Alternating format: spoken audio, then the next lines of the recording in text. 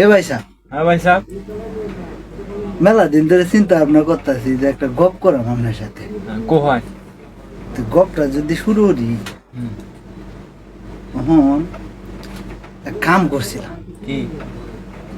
আমরা বাড়ির সামনে দেয় হ্যাঁ। একটা বিল, গোরবাঙ্গার বিল কয় বিহি। হ্যাঁ। আমরা যারা ভিডিওটা দেখবো এরা টিয়ে চিন্তা করবো, আপনি হয়তো চিন্তা আচ্ছা। করেন, আপনি বিশ্বাসও করতে পারেন না। হ্যাঁ।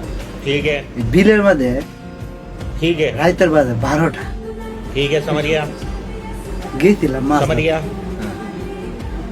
মাছটা ঠিক ধরতাম আছে। কারে লয়ে গেছি, এটা কোন যেত না, ভিডিও তো একটু সারা আছে যার কারণে কইতাম পারতাছে না।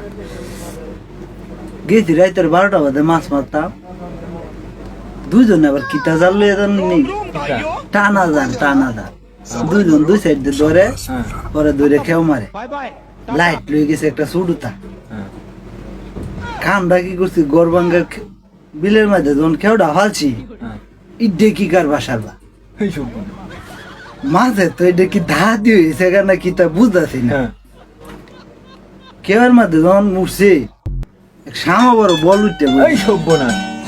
বলো তো এটা মনে হয় যে ছুটু কাটু বল না, কিন্তু কমসে কম 60-70 কেজি ওজন হইবো। এই সব বনা। কত আপনি বড়? বিশ্বাস করবেন কিনা জানি না, কিন্তু এটার ওজন হইব 60-70 কেজি। এই সব বনা।